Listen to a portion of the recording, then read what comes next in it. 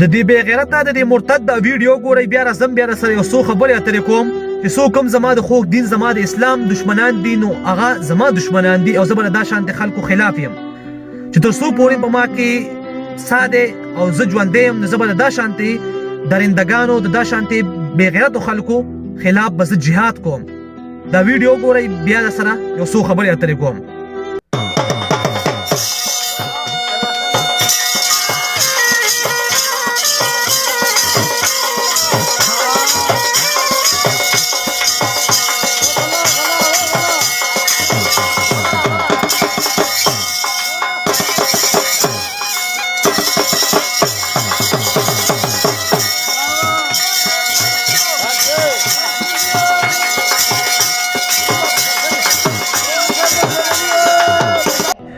څنګه چې تاسو دا ویډیو وکړه چې دا ناموسه دا رزل چې کوم دی زمونږ د خوږ دین د هغې چې کوم دی بې حرمتي کوي هغې پورې ټوکې کوي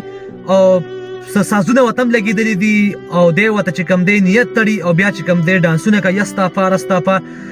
سو هم دا خلک د الله د قهر او د غضب نه ولې نه یېرېږي په دې باندې به د خدای پاک قهر او غضب نازل شي سو هم دا مونږ د نبي امتیان یو که چېرې مونږ د خوږ نبي امتیان یو نو کیدای شي چې نن مونږ نو ځکه چې دا کم حالات روان دي قیامت په ولې نه راځي اخر دا څه شروع دي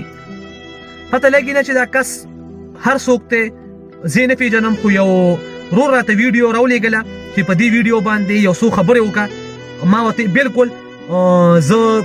پیدا شوی د دا شانتې خلکو دپاره یم چې کم خلک زمونږ د دین خلاف دي اخیر چې کوم دی به خدای له څه جواب ورکوي دی به خدای ته نه مخامخ کېږي هر چا چې کوم دی مرګ دی په درنګ کې مرګ دی هر څوک به چې کوم دی 2 فوټو ځای ته به ځي نو لږ راپاسئ لږ ویښ شئ او د دا شانتې خلکو د دا شانتې ناموسه د دا شانتې بې غیرته خلکو خلاف چې کوم دی ایکشن واخلئ چې کوم سوشل ورکر دي زه آل سوشل ورکر ته چې کوم دی ایز ا برادر یو ریکویسټ کوم چې دا شانتې خلکو خلاف ویډیوګانې وکړئ د دا شانتې سوشل ورکینګ هېڅ مطلب نشته چې زمونږ د دین چې کوم دی زمونږ مخامخ بېزتیانې کېږي هغې پورې ټوکې کېږي هغې پورې پچموزې کېږي او مونږ ورته چې کوم دی دغه شانتې ناست یو چې کوم پیجونه کوم سوشل ورکینګ مونږ د خپل خوږ دین دپاره ونکړو نو مونږ به اخر کله کوو راپاسئ او د دا شانتې خلکو خلاف چې کوم دی جهاد وکئ او ځکه چې مونږ مسلمانان یو مونږ د نبي علیه السلام امتیان یو زمونږ په قرآن پاک باندې یقین دی مونږ په قرآن پاک باندې ایمان راوړی دی چې کوم هم د نبي امتي دا شانتې درندګان صحیح کوي دا شانتې ویډیوګانې صحیح کوي زما دا امید دی چې د هغه زړه به ډېر زیات خفه کېږي د هغه زړه به زور راځي د هغه زړه به درد کوي ځکه چې هغه به دا شانتې ویډیوګانې نشي صحیح کولی چې کوم زمونږ خوږ دین پورې ټوکې کېږي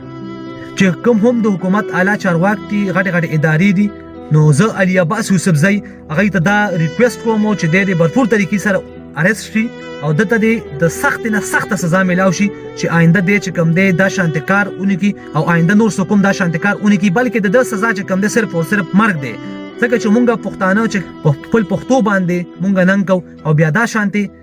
چې زمونږ دین پورې ټوکې کېږي نو دا مونږ نه بالکل نشي برداشت کېدی د سزا صرف او صرف مرګ دی بهرحال دا ویډیو چې چا هم وکړه زیات نه زیاته شیر کړئ د خپلو ملګرو سره او په دې ویډیو باندې ایکشن والي یو ټول خلک په دې ویډیو باندې چې کوم دی خبرې وکړي ځکه چې په دې کې زمونږ د دین په دې کې زمونږ د اسلام سوال دی زما حکومت ته زما ګورنمنټ ته دا خواست دی چې زما په دې ویډیو باندې د ایکشن واخیستلی کړي